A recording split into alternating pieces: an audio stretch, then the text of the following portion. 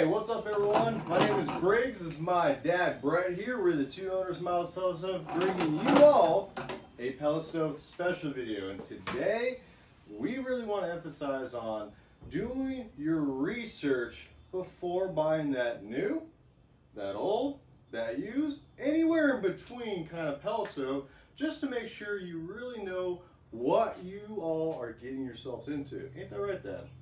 Exactly right. You know, folks, take your time. This is a major purchase for you, your friends, or your family. And so if you buy used, great. If you buy new, great.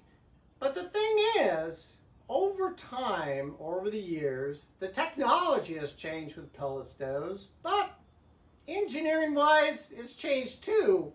But they pretty much work the same, kinda. There are some slight differences, but if you buy the used, I get it. Here's a used one from the 90s. Great! Here's one that's from the 2020. Great! Here's one from 2000 cast iron. Great! It's Victorian looking. Don't you love it? Well, you may hate it or not like it, and that's okay too. Here's one that's brand new. I'm not going to hammer this thing, but it's brand new, sleek, has the European look. You get it? So we're going to look at some new ones, which is this one, and we have another one probably next week, actually two, and we'll look at some used ones, and you look at the similarities, blah, blah, blah, you get it. But the thing is, when you're buying used or new, ask the question, how much do the replacement parts cost? Because that's the key thing. And if you're buying used, are the replacement parts still available? Because facts are, over time, you'll have to replace a part or two down the line.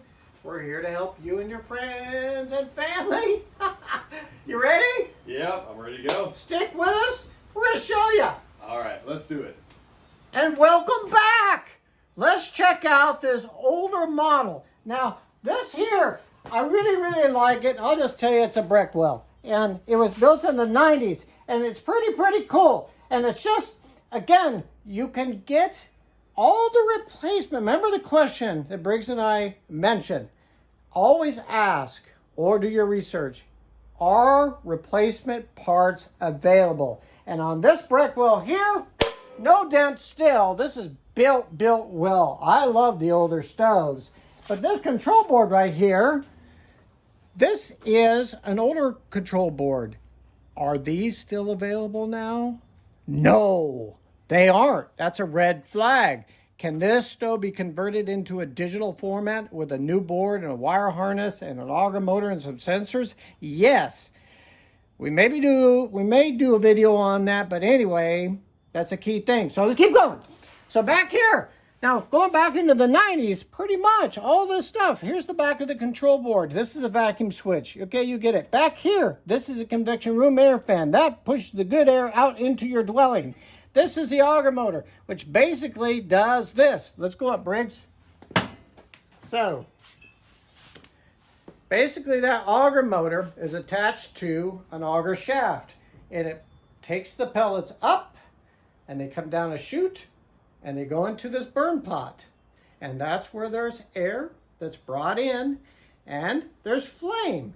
And in increments, the pellets keep dropping, and the fire continues to go until you decide to stop the auger motor, and then the stove basically cools down and shuts off. So there you go. That's all it's doing, just dropping these pellets in increments. So if you're on low, then it would drop in, let's say, every 8 seconds, just for an example. And if you wanted to be on medium, the pellets would drop every 4 seconds. So you could see there would be more pellets in here giving you this ginormous flame, which is not really necessary for all stoves. So let's go back to it. Come on. So anyway, get the flashlight out. This here, this is your exhaust motor. Pretty much run of the mill. You get it. And this is where you put your exhaust on. So in here, there's the wire harness, and there's a couple of safety sensors in here, and they'll have a low temp sensor or a low limit switch or a proof of fire switch. They also have switches where, hopefully you don't have a hopper fire where the pellets are. There's safety switches in general. So they have to have these. for the consumer out there, and it's the right thing to do. So when you're looking at a used stove, really check these connections. Make sure that they're all put together, that nobody used, well, electrical tape and things have been bypassed and where it's not safe for you and your family. Check it on out. So let's go over here. This here, oh my gosh, so we went from 1990 something over there. So here we go. So we'll go down below here, Briggs, right here. This is the exhaust fan, same as the other, but it's positioned in a different area of the stove. And over here, this is the convection room air fan that puts the warm air out into your dwelling. And here we go again. This is the auger motor, but this particular one, the pellets don't go up and drop down into the burn pot. Basically, they drop down and the auger shaft pushes the pellets forward, which to me, I think gives a better burn, more consistent burn. But again, here's the wire harness. Here's the back of the control board. You get it. I mean, back here, here's the vacuum switch. So again, I'm saying the same things over and over again. Back here, I mean, it's not bad. I mean, Brett can get out his hammer here, but you know, it's always, it doesn't get hot back here, but as I go up, a little bit thicker. Now you go back over to this brick well, it's going to be thin. Now listen. Oh my gosh, that's got some serious steel. So let's go over here. Now this is the low-pi Leyden. Now I like this stove, and yeah, a little less here, but it's all cast. So if you like cast, to me, if you are into aesthetics and you really want your stove to really, you know, show nicely in your home, you'll pay more for aesthetics. But overall, the stoves pretty much work the same. Not exactly, but you can kind of see some similarities. Again, here, this is your convection room air fan. Again, here's the vacuum switch. And again, here's the auger motor. And again, right here is your exhaust motor. This one here has a 4-inch exhaust. Most of them have a 3, but some of them have a 4. And obviously, when you turn these things on, here's the control board right there. And for this model, is every part still available? Heck yes, they are, as of 7/2024. But this one, you can see over time, just like a vehicle or motorcycle or lawnmower, these are going to get dirty and they're going to have to be maintained and cleaned every season, every week, basic cleaning, and they'll last a long time. It's pretty cool. So anyway, go over here, and I don't really need a flashlight, but you can see, my gosh, what in the world has happened here? Again, here's the exhaust motor right there. Now, down in here, where my hand is, that is the convection room air blower. So it's a squirrel, I call it a squirrel cage fan. And this is a charger.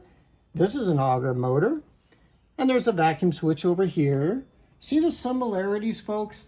They're pretty much the same, but now this one here, I really like too, even though it's newer and it looks sleek and nice, but by the time you get it home and you've got dust, dander, and dents and whatever, things are going to happen to it. So anyway, this is a good one. Now this is the Freedom Independent stove. Pretty awesome. We have videos on it. Check it on out. But my gosh, you know, you got a little touch digital pad up here. Can't see it, but it's there.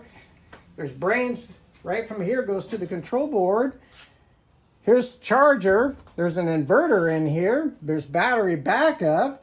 There's even a Wi-Fi. Here's a room sensor. You get it. So a lot of these things, all I can say is take your time, new or used, ask the seller or the sales professional, are the parts still available? And if they are, how much? Because I think, in my opinion, over the years, I have seen, I believe, I'm just going to say it, a monopoly on these parts. I've seen some of these control boards where you can buy them for $350. Great and dandy on the internet. Then you go down to a store and you really need a control board because your stove doesn't work. And they say, well, okay, $559. I don't think so. Things are changing. These stoves here, and Briggs and I will go through, like the Independence, we'll go through some comfort builds, we'll go through some other newer models, show you the simplicity of these stoves that you and your family can fix and maintain your own stoves at home, saving y'all some money. So it's kind of cool. I like the old. There's nothing wrong with that. But again, get on the interweb, internet, whatever the heck they call it, and do your research. It's a lot of money, and I want to make sure that you have a good running, safe stove for you, your friends, and your family. Briggs, are you done? Are you done filming me? Yeah, I think that's pretty good. Oh my gosh, I got my outro. safety glasses and everything. But stay tuned. We got a couple of messages for you. But please, we're giving it our best. Like, share, and number one, subscribe. Help us build the channel. We appreciate y'all. All right, everyone, that's it. Thank you all so much for watching. We really appreciate it. We hope you guys found, well, some helpful tidbits in here because, we care about you all. We really want to give you guys not only the tools, but the knowledge when you guys are going into this. Well, it's kind of like a journey, You buy the whole thing, you want to find the right thing for your house, and, one stove may be perfect for other people. Sometimes it may not. And you know what? That's okay. All these stoves, they're all going to need replacement parts one day. You can have the most perfect stove in the world, but guess what? We live in the world, just after some time, there's some wear and tear, things are going to just go out, and it just happens. So just with that knowing, please, please, please do your research so you really know what you're getting into.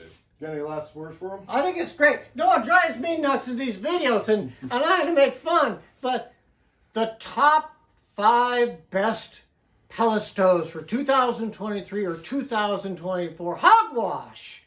There's plenty of selections out there, and there's ones for particular budgets. There's ones for particular square footage, or you like the aesthetics. I get it, but take your time. It's a lot of money for your friends, yourself, and your family. And Briggs and I are just trying to give you some insight. Comments are always good. Be nice to us if you can. We appreciate it. But we're going to give you some feedback on a used stove or a new stove, if we sell it or if we don't. We're just here to help you. And we thank you for viewing in. And we'll see you next time. Sounds good. See you guys. Thanks again.